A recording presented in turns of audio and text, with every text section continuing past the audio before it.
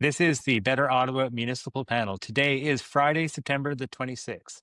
My name is Neil Saravaнаmutu. I am joined by John Willing and Joanne Chianello. Hello to you both. Hello. Hey, Neil. Hi, Joanne. Okay, listen, I want to just start off the top here. The three of us, we're sounding great. We've had a few audio issues in the past week or two. We hope we've got those resolved. So if anyone is still noticing them, please let us know, as I'm sure you will.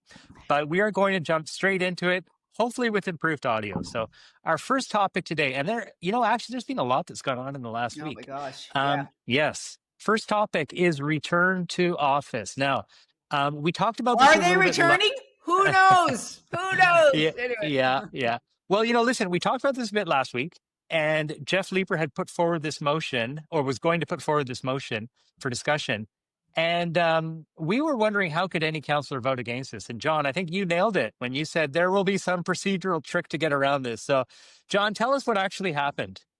Yeah, I mean, I think any of us could have predicted this, that there would be another motion or amended motion, but we did get Kanata Councillor Kathy Curry come to the table with a motion that basically said that, and it was adopted with a 15-10 vote, that the city manager has the call on this, and should go ahead and manage her workforce. Wendy Stephenson, the city manager, manage her workforce as she sees fit, and make hybrid arrangements as required, and pretty much empowering the city manager to make those calls. And I'm sure the city manager will empower her managers to make those calls too, on a department by department basis. So all that build up for really a fizzle, although there was a pretty good debate around the council table, wasn't there, Joanne and Neil? For like more than 2 hours, right? Yeah. And rightfully so, because as we've talked about on the pod, this is a big issue, not just for the municipality, but for the city as a whole. But here we are with a new motion, and essentially empowering the city manager to make a call on basically workforce management. Yeah. So, and John, my interpretation is that this is essentially just going back to, let's call it 2019, right? That it's these processes were in place before, and now we're just returning to them. Joanne, you think it's different? Well, I don't know if it's technically different, but I think there was a lot of discussion that made it sound like it's somewhat different, right? We had Councillor Jessica Bradley bring forward some, friendly amendments to Kathy Curry's so-called replacement motion. So what happens is, because people voted for Kathy Curry's motion, then no one ever voted for Jeff Leeper's motion, right? Like, it never came to the floor, so it gets kind of canceled. And Jessica Bradley's amendments kind of made it clear that hybrid work would be accommodated, right? And so it was so complicated and confusing. I'm with Catherine Kitts, East End councillor, who said at one point, I don't really know what the policy is. And I agree with that, because on the one hand, it's supposed to be, okay, everyone back to work 5 days a week. By the way, it's only affecting about 1,000 people, because 85% of the employees do not work behind a desk, right? They are out in the community providing services. There's another 7% of people who are already working 5 days a week anyway. And so this only left 7 or 8% of the workforce left. And so they're like, okay, so what's happening with these people? And now what we're hearing is, well, it's up to the managers. If, any reasonable thing might be accommodated, you don't necessarily have to work in the office 5 days a week. And you're thinking, okay, well then, what kind of policy is that? I mean, is it just up to your manager or whatever? So it was a very confusing, I thought it was a little bit complicated, not clear what the purpose of this policy was or how it would work. And I think a lot of people don't know, because it's happening in January 1st. And I also heard a couple councillors talk about how they really support hybrid work, including Councillor Matthew Luloff, who was actually at the council meeting from his, home office that looks like a little radio studio out in Orleans, right? And he actually is like, I often don't come in. I got childcare issues. I have other issues that a lot of my constituents do too. But even though they obviously did not really agree with 5 days a week, they still voted for the motion. So it was actually procedural schmozzle, I thought. Yeah. Okay. And John, the mayor went to great lengths to say that council should not be making HR decisions. It's not the appropriate place. That's the responsibility of the city manager. Is that a fair statement by the mayor, or is this an appropriate issue where the delegation of authority to the city manager should be looked at by council more closely? Well, I think you have to have trust in your city manager to manage their workforce. And I think if you don't empower your city manager, your chief administrative officer for the municipality, I mean, it could say something about how easy or hard you might have to find a new city manager one day, you know, when Wendy retires or whatever her future plans are. And so you have to have some loyalty, or you have to have some trust in your city manager to manage a large, one of the biggest workforces, right, in the city. So is it appropriate? Yeah, you know what? But I do think it's a vibe vote. Like I said last pod, it's a vibe vote in that it's a sentiment, a proclamation about how our city councilors feel about work from home policies and return to office in general, because the trickle down impact to municipal infrastructure is massive, from the roads to the transit. So I think city council weighing in on return to office protocols in general is important. But I do think like the city manager has to be empowered to make these decisions about how her workers are gonna carry out their jobs across the corporation. So I mean, look, I think it was a good debate to have, because I think it's the biggest issue in the city: return to office, no matter where you work, Yeah. whether it's for City Hall or federal government or the private sector. But really, the city manager has to have the power to manage a workforce. Okay. Joanne, I want to ask you about some of the procedural issues that happened here. And Councillor Menard referred to this replacement motion as the shenanigans that we experienced under the Watson Council. So is that like a fair assessment here? Like, this replacement motion came out of nowhere, and it was really, one interpretation is that it was designed to diffuse having to have a real debate and have people put their, declare where they actually stand on this return to office. Do you think we're going back to the battle days? Well, I mean, these procedures exist, right? And you always need to know that they might be used. And I think actually Councillor Jeff Leeper, who put that original motion in, he was expecting that something like this might happen. However, this council has gotten along better, than the previous council up till now. And one thing that Menard said, which I think is valid, and that is, this motion has just been brought here without any notice. Like, Yeah. Jeff Leeper did not walk his motion on. He gave a notice of motion 2 weeks ago. It was not circulated to councillors even before the meeting, right? Like, literally saw it when we saw it up on the screen watching at home. That is when council saw it. In fact, had to ask council, Sean Menard asked for a 10-minute recess so they could read it and figure out what does this mean to the motion that's on the table, and it was granted. So in that sense, yes, a little bit of return to the embattled days, right? But I mean, they're allowed, right? It's one of those things. It's not really Sure. dirty politics. I mean, John predicted it last week. Like, he knows what's going to happen. Welcome to municipal politics. I mean, Sean Menard, Jeff Leeper, they are experienced municipal politicians now at this point. They know exactly how things work around the council table. They probably, as Joanne said, probably predicted a walk-on motion would happen at some point to change the direction of the Leeper motion. And so it takes a lot of discussions before the council meeting with their colleagues. I mean, the one thing that the mayor has an advantage of is a direct link to the city manager, the city clerk's office. I think the city clerk's office is still right below the mayor's office, right, at City Hall. And so, there's those communications happening right up to the council meeting. But like someone like Councillor Menard, Councillor Leeper, they know about all this already. Yeah. And remember, but if you want to keep up, sorry to interrupt, John, but if you want to keep up the idea that, well, this council is different and we collaborate, you could actually give a heads up, like, we're bringing out a motion soon and you'll see it, right? I mean, fine, they don't have to do that, and that's politics. But I'm just saying, you can't, like, you're not going to be able to keep both narratives going, right? If it goes in this direction where you're like, well, this is a different kind of council, and also here's a killer motion that's going to kill your motion, right? So that we didn't tell you about, like, literally not even before the meeting. So well, yeah. I'll just say this one more thing. Like the first Jim Watson term, right, was a different kind of council from the Larry O'Brien council. And then and then things started to change. It was the get along gang, as the late Sue Sharing, I think, once called once call them, and then things changed quickly Mm. towards the end of the term and into the new term. So maybe this is a Okay. point. Yeah. We don't know. We're going to find out. Oh, that's a good point. Lansdowne, the budget, right? We have these big votes coming Hinge up. moment. Yeah, maybe a change Council moment. hinge moment. Well, John, I want to ask you about a point that Joanne raised, which is okay. So first of all, it was a 15-10 vote, 15 councillors in favor of this motion. But of those 15, I believe there were 4 of them that were actually working remotely at the time. Okay, we talked about Matthew Luloff. I believe it was the same thing for Alan Hubley, Tim Tierney, and Stephanie Plant. From what I could tell, I wasn't in the room at the time, but watching it on Zoom afterwards.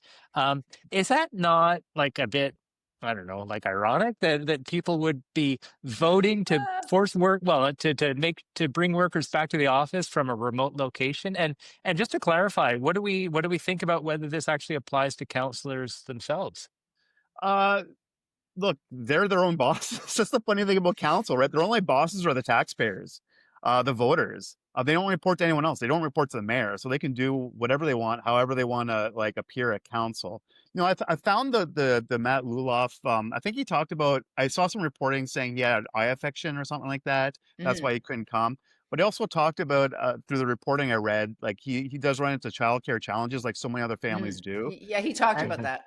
Yeah, and so I'm wondering, like, I'm kind of wondering what the rest of the city, the bureaucracy, like how that's going to play into decisions managers are going to make about who gets to do hybrid work and who doesn't.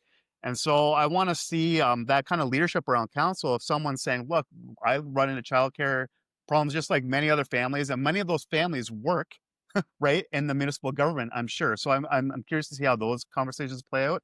But I mean, will these councillors show up now in person at council, or will they continue to, I don't think Councillor Luloff has come to one committee meeting in person. He's been to council in person, but I don't know. Like and he's not the only one. I don't want to, Okay, Joanne, I want last word on this. Does the RTO debate end here? Oh, no. Oh, no. You already have unions complaining. Councillors told me that they have never gotten so much email from people. They're getting emailed from employees like directly in the city, like using city emails, phoning them, using their personal emails. Like they are really upset.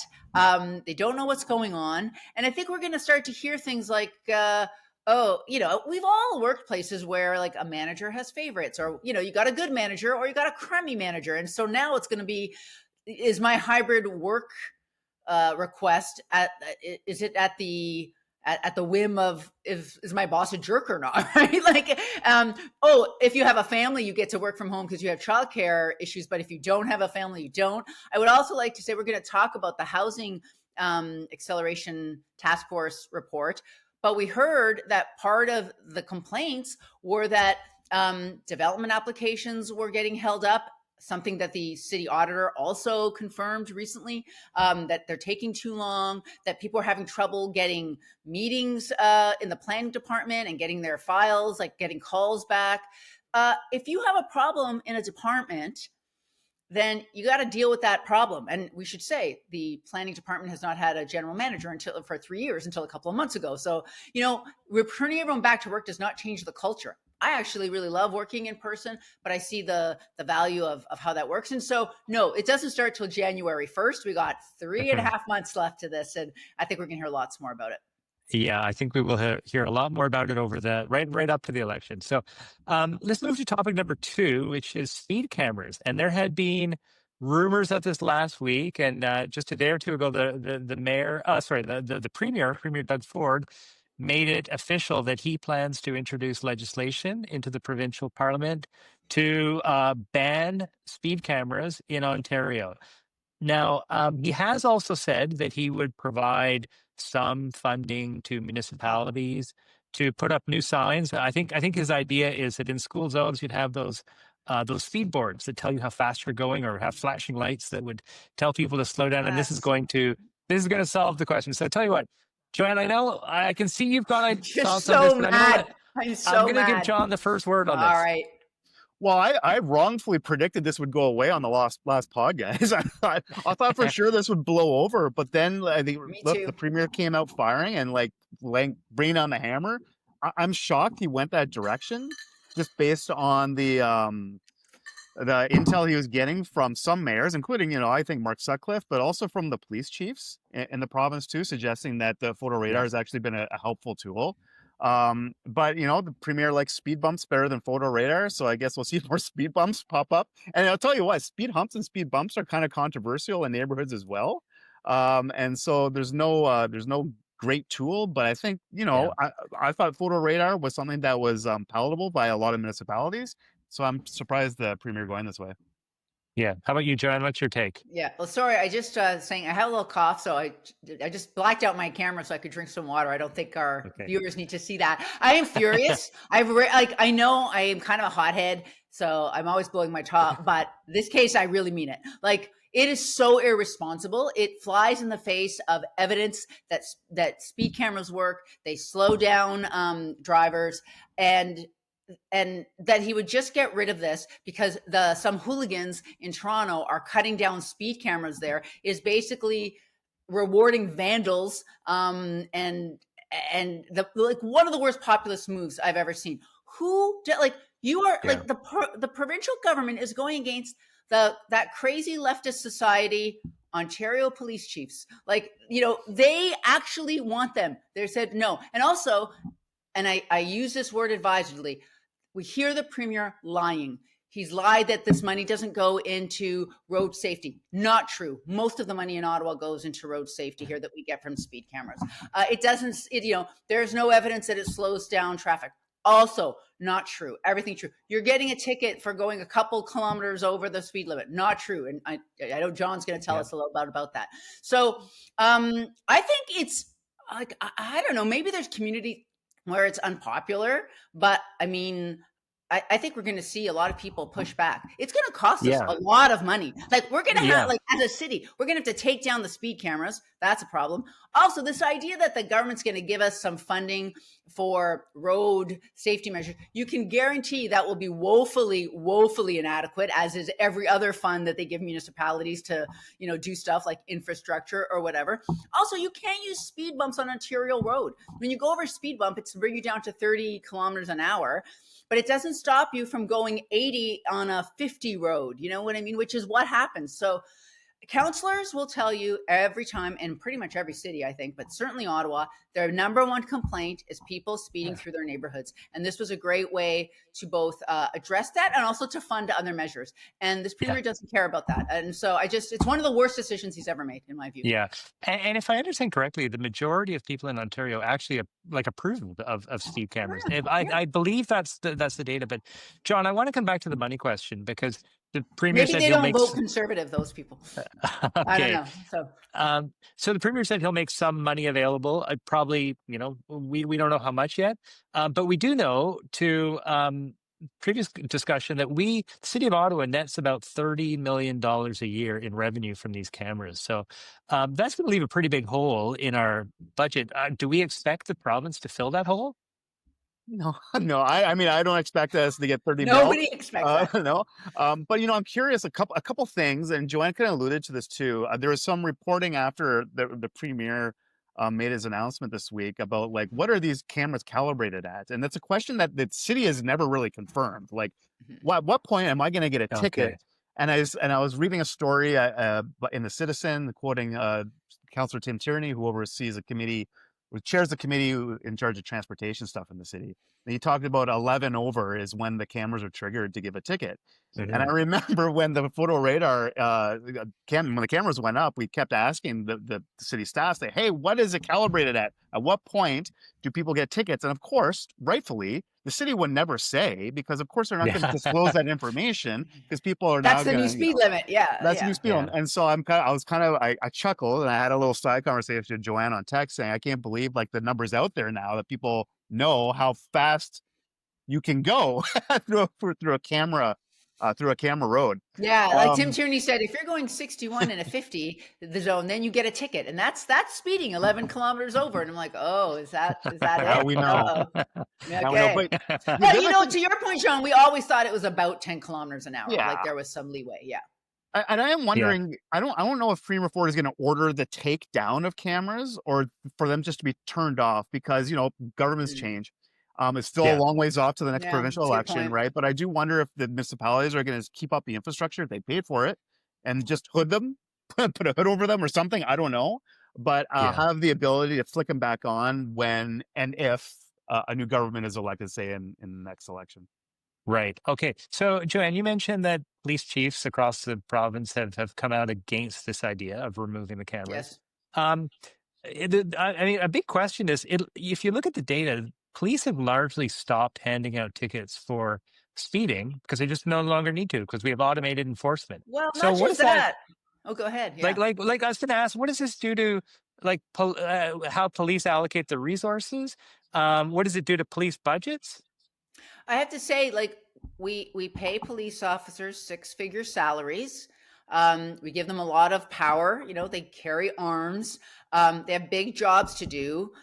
Putting up speed traps is a stupid use of their resources. I think we should believe that as a society, and they believe it too, right? They have a lot of things. Like, you know, now you're like, oh, my car got stolen out of my driveway, and I can't even get the police to respond back to me. Okay, that's like theft of a major thing. I would rather a police is responding to that than out with a speed gun in your report, you know, or with their cruiser on a street where that might slow down traffic for 10 minutes because people see a police car. But that is not a systemic and permanent solution, right? And so, like, there's no way that police are going to start patrolling the streets for for speeding. Like, zero chance. They Yeah. have a lot of bigger problems to deal with, and that's not going to happen. So Yeah. it's really short-sighted and really just so irresponsible. This decision, I can barely stand it. Yeah. Well, you know what? I think it's going to end up going to the courts. A little bit like You think so? the bike. Well, a lot like the bike lanes decision. I think someone will challenge this on safety issues. And we'll see it go through the course. So Yeah. so It won't be. maybe It it's will not. not be the police chiefs, though. Like, I don't think No, they're no, going to no, take it. no, No, I no. know. Yeah. Okay. Let's move on to topic number 3, which is the Housing Innovation Task Force. It came out last Friday. It's a significant development in city policy around housing, and the recommendation that's come forward. Well, actually, sorry, the policy that's come forward includes 53 recommendations that council are going to vote on. This is all about building homes faster and cheaper. So, John, I want to just actually start before we get into the recommendations and the report itself. I want to talk about the composition of the panel that came up with the ideas here. And it was a task force that included 3 large developers. So we had Taggart, Claridge, and Mattamy, 3 builders. It also included 2 public sector builders. So we had Ottawa Community Housing and we had Canada Lands, Canada Lands is kind of like part of Build Canada Homes now. And it also included 3 support service agencies. So we had Hoban Architecture, we had Foten Planning, and we had Novatech Engineering. So I want to ask you, like, in this city, there are dozens Also, I think of... there was a builders Oh, association in there, Homa. BOMA. okay. Yeah. A So homeowner. Yeah. Or sorry. Yes, yeah, you're right. There was. yeah. Thank you. One more. Right. But you know, in this city, like every other, we've got lots of small and medium-sized builders. And I'd be curious to hear your thoughts on whether the recommendations that are coming forward reflect their views too, or if this is just the views of the large dominant players. And I guess the other question is, like, what about community voices? Should community voices have been part of this discussion? Yeah, I don't know. Like, the developers are the ones with the money to build the things. So, I mean, we need them to get going and put shovels in the ground. I Yeah. think the community has voices through stuff like the official plan process. Mind you, the builders do too. And the zoning bylaw, right? Mhm. Mind you, the builders do too.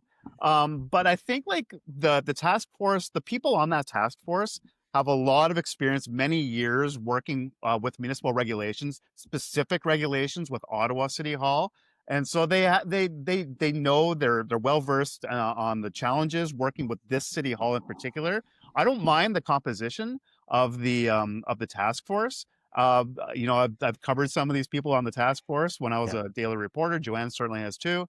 And seen them on the regular come to the planning committee meetings and council meetings to talk about development. So, Okay. but I think the community has had voices, just not in this process, but in other ways, like through the OP and the zoning bylaw.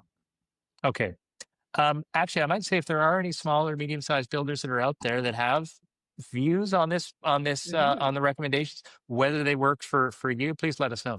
But Joanna, let's turn to the details of the Sure. proposals that come forward, and perhaps the one that's got the most attention. The plan is to cut community benefit charges for 5 years. So can you explain what these fees are and Sure. if cutting them is a good idea? So when you build things, there's tons of fees, right?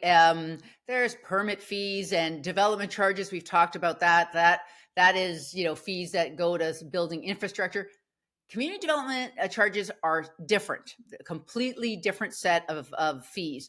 And they replaced something that used to be called Section 37. It was Section 37 of the Planning Act, which was kind of meant to negotiate some benefits for the community for kind of extra, I'm going to call them extra large development projects, right? Where you're looking for density that's like at least 25% more than what's allowed.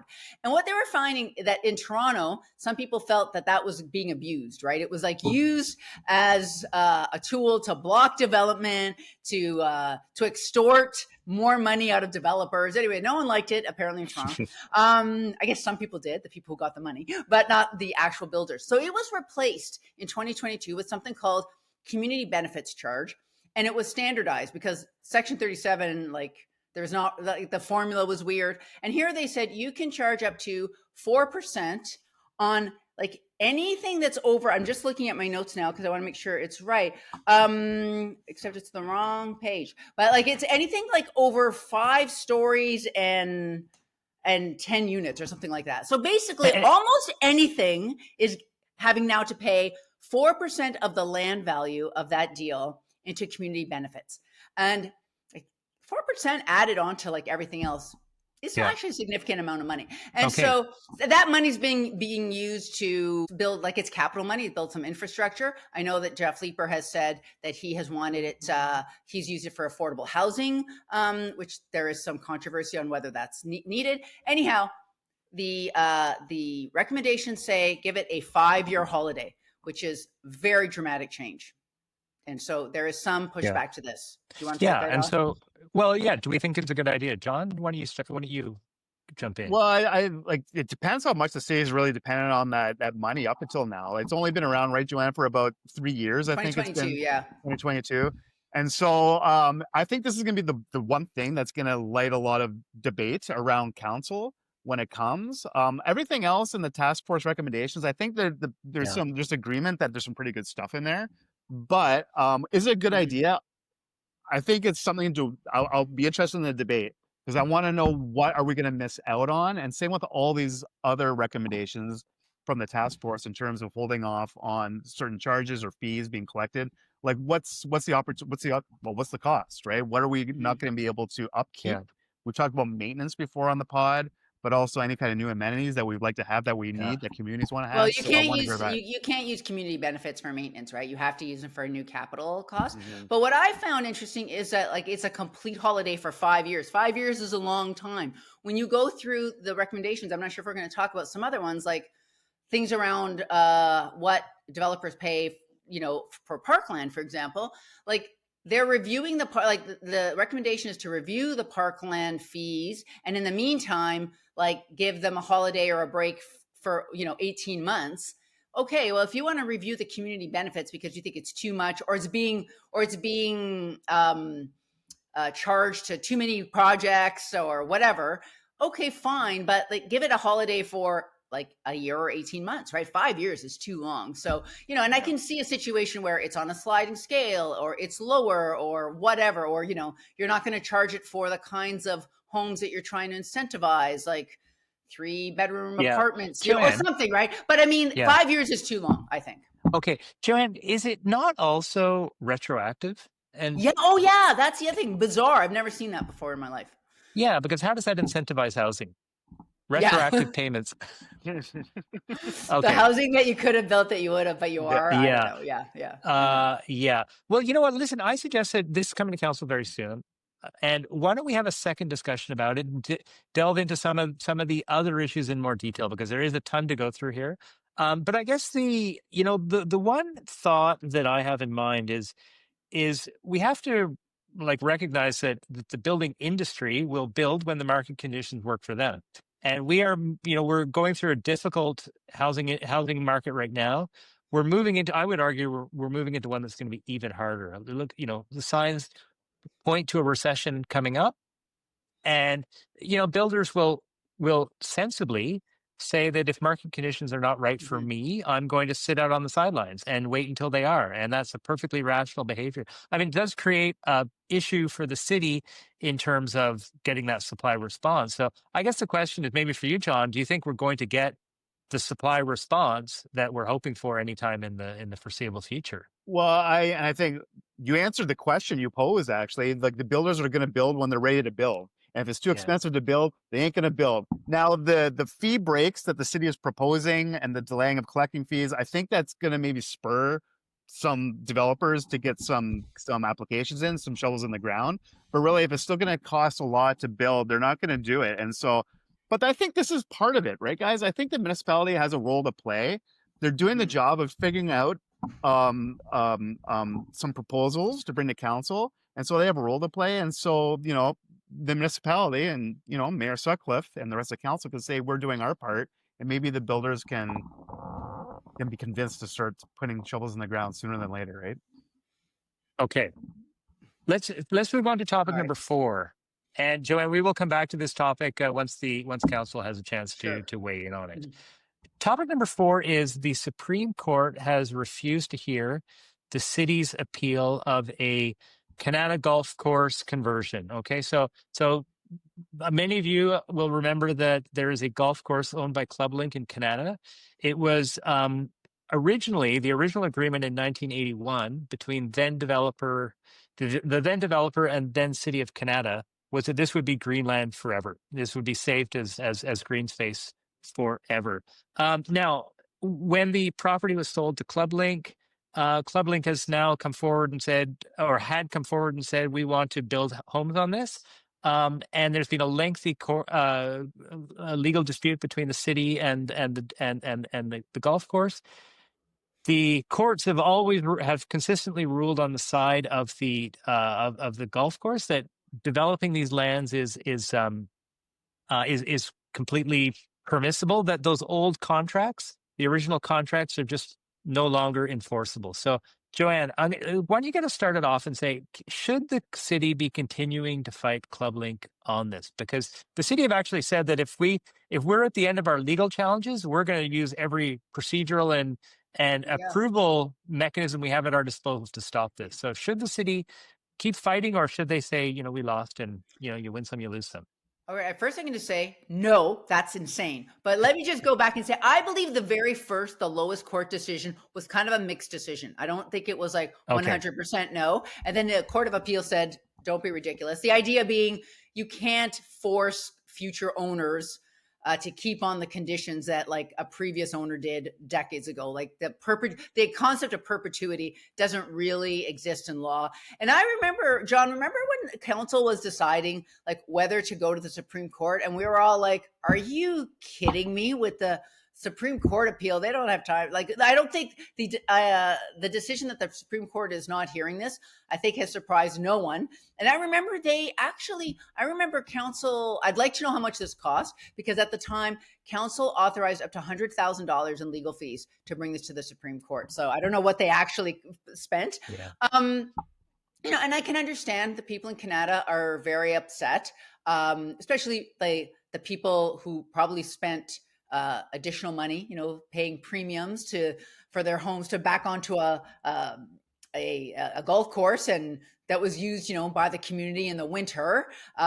Sure, but their dispute is with the landowner. I'm not sure, what the city can do. And here I live in Kitchissippi, where people are getting buildings built right next to them, next to their 2-story house all the time. So, I don't know how much. I don't know about how much sympathy like other neighborhoods have for that area. But let me just go around to your original question, and that is that Mayor Mark Sutcliffe put on Twitter, or X, whatever we call it now, said, really disappointed with this decision to not go to the Supreme Court.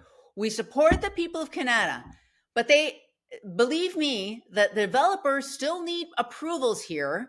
and they need easements and they need water, and we are going to use everything in our power to stop that. And I think John and I were talking about this earlier, and like, oh, that's the outlaw, that's the inside part you're not supposed to say out loud. Like, it just seems insane you would say that. It seems like it's just a carte blanche for the developers, who I think in this case are Minto and Richcrafts, to basically sue you. Now, Yeah. is there a question about what the water infrastructure is there? Yes, there is, and of course that should be done responsibly and all of that. But to say like, oh, we have a lot, like we're going to basically use city process to hold this up. Like, at the same time that you have this housing accelerator incentive report with the 90 million recommendations to make it easier for developers to develop, except at ClubLinks, where we're going to do everything in our power to stop it from happening. I just found it really shocking. Again, on the political side of things, I find it it's a little tone deaf to me. Okay. Well, John, can you reconcile that difference between we've got this housing task force, we need to build more homes, but not right here? Yeah, I mean, when ClubLink came public with what they want to do with the golf course, this is kind of before the housing crisis, right? When it started ramping up. Now we're in a totally different conversation. I love Joanne's like juxtaposition about the task force and all these proposals about building more homes. And here's this big swath of green area that could be a new subdivision inside Kanata. But like Joanne, I do feel bad for the people who bought homes there with a nice fairway vista in their backyard. And it's going to be completely different. God knows how long from now. But, I was thinking also back to the Glen Abbey example down in Southern Ontario, and how ClubLink was proposing to build over that historic golf course too. And the province stepped in and said no. And, last week when Premier Ford was asked if the province was going to step into this case in Canada, he said, no, this is the municipality's issue. And so they're not doing it. And he has said no before. People have asked him that before, and they have said no. Yeah. Yeah. And I don't think it's like apples and oranges necessarily. Glen Abbey is a historic golf course designed by Jack Nicklaus, et cetera, et cetera. And so, not to say the Kanata golf course isn't nice and great, because it is nice and great. But now the city is going to have to think about... the PGA finals aren't actually played there or things like that. No, the Canadian Open has been playing at Glen Abbey many times, and so now it's up to the city to work with the developers to make sure that's a great infill community for the rest of the community as well. And so it comes down to neighborhood design, and so there's going to be a process with the municipality. I'm not surprised the Supreme Court wouldn't hear the case. I have to say that this is an issue where I'm fairly sympathetic to the mayor, actually, because I would like to think that a deal is a deal. We had this contract and people bought these homes in good faith. They assumed that some sort of legal agreement between a landowner and the city was worth more than a couple of decades worth of commitment. So I have a lot of sympathy for the residents that are there. I have sympathy for the mayor on this one too. Which I don't on every issue. But it does but once 3 courts have come in and said no, isn't it time to move on? We fought the good fight. Sorry, everyone. Yeah. Well, you know what? This is segue into the next topic that I want to talk about, which is coming back to Lansdowne very quickly, and that's that we are proposing a sort of similar structure with Lansdowne, right? Like, the idea is that with ClubLink, there was a covenant in the contract to bind how the land was used in the future, that this would be green space forever. We're doing something similar with Lansdowne. The proposal is that there's Exhibition Way right in the middle of the site. We're going to sell it to a developer, let them build the podium and then the towers on top of it. And once they're finished building, then we have the option to buy it back from them.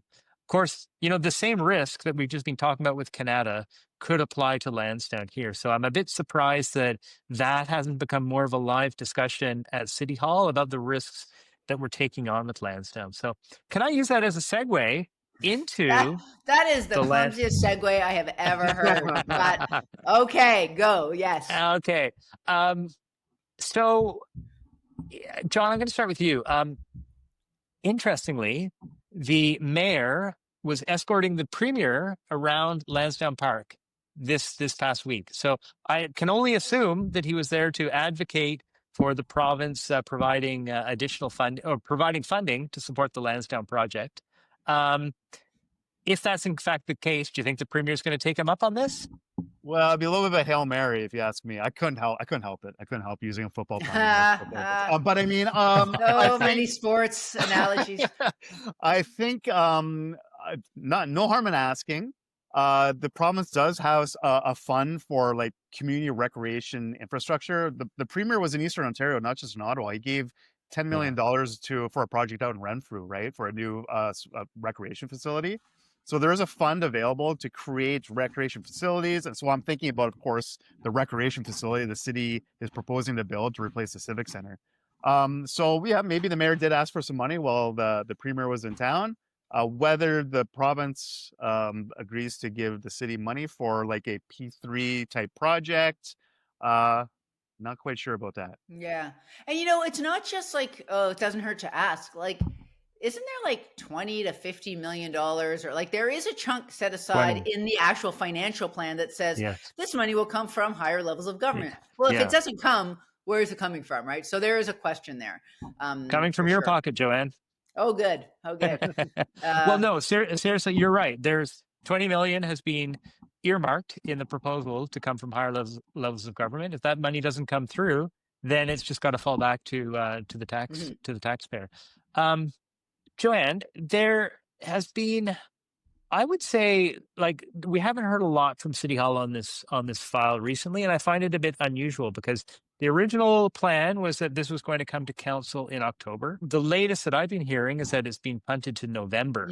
So I'd like to get your take on what do you think is going on here? Do you think the mayor is having any sort of issues rustling up the votes?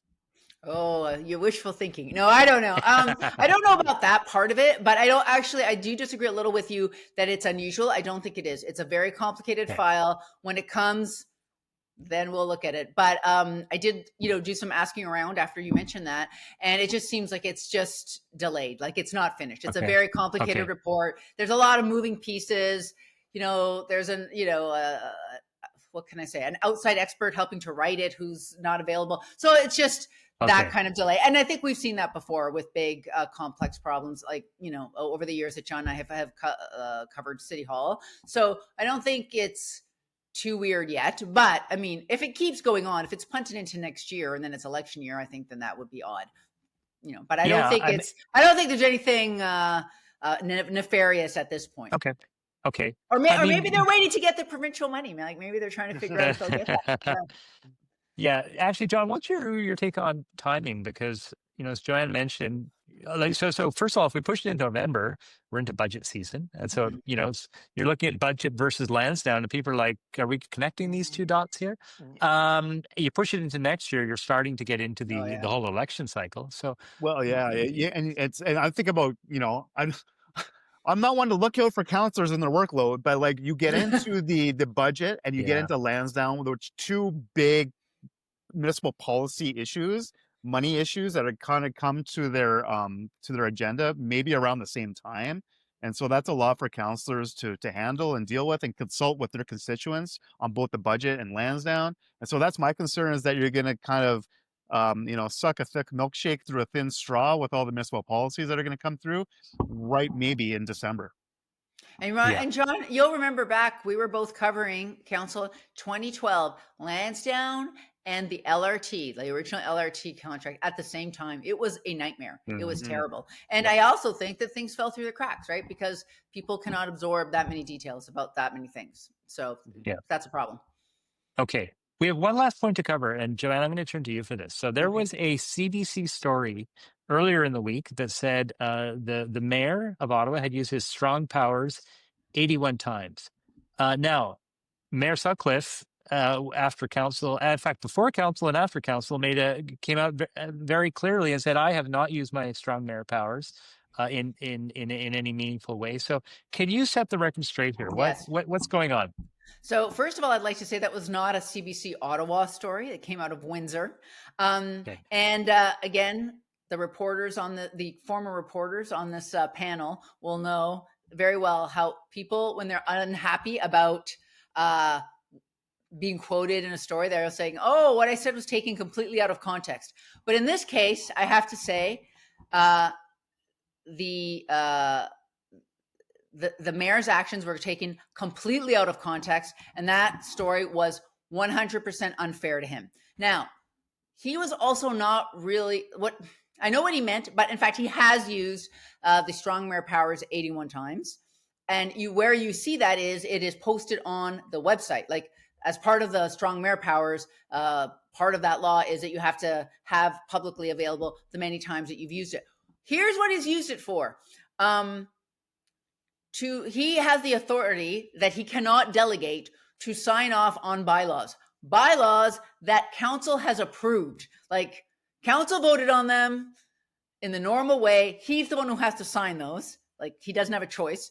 And in a few instances, he was also delegating his strong mayor power back to council. That was also on there. And so, like, he hasn't used it in any way. And so to say he used it 81 times, if you're not following or you don't know the laws, you're thinking, oh, he's used his powers to, overstep what council wanted. No, not one single time. And so I was really upset at that story. I don't want to be one of those like old former reporters who are like, oh, reporting is not as good anymore. But I mean, this is a reporter who I don't think is a normal reporter of municipal affairs and understands the policy. And so you heard Mayor Olivia Chow from Toronto also got caught up in the same contextual issue, and she pushed back. So the mayor has not used his strong powers in any way to override the will of council, and he's pretty good on that stuff. So like you, I don't always agree with the mayor. So I want to say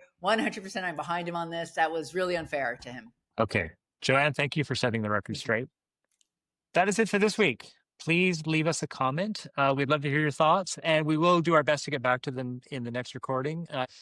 We will be back next week. Until then, I'd like to thank John and Joanne. I'd like to thank all of you for listening. This has been the Better Ottawa Municipal Panel.